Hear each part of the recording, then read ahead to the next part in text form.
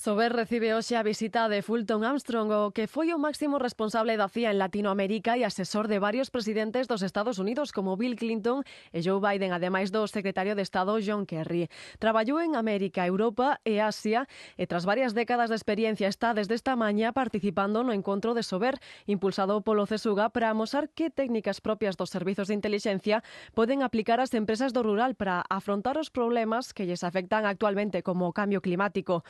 O primeiro paso, segundo Fulton Armstrong, é identificar obxectivamente os impulsores, é dicir, as causas do problema, para poder buscar solucións. El método principal que nosotros estamos proponiendo también tanto con los empresarios que a los políticos es que todos vengamos juntos, neutralmente, objetivamente, sin cargas políticas, analizando las causas de los problemas y después analizando los impulsores podemos sacar opciones y después entre las opciones podemos adoptar una decisión adecuada, mejor para todos.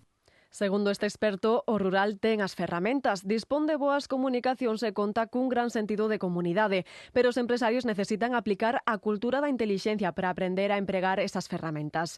Armstrong tamén apunta á importancia da figura do analista no contexto político. Como exemplo, pon a crise arancelaria desatada polo presidente Donald Trump. Yo creo que un buen analista puede identificar los impulsores políticos internos de los Estados Unidos, pero también los exteriores, como llamamos normalmente la globalización, y hay que ir ajustando. Mientras vamos globalizando, vamos incluyendo más y más países en los negocios, hay que siempre estar cuidando que todos somos países democráticos y tenemos que responder a las necesidades de nuestros pueblos. A participación de especialistas como Armstrong neste tipo de xornadas buscan permitir que o rural tamén sexa protagonista na reflexión do contexto político e económico a nivel global, fomentar o diálogo e poñer en valor o territorio como espazo de innovación empresarial e proxección internacional.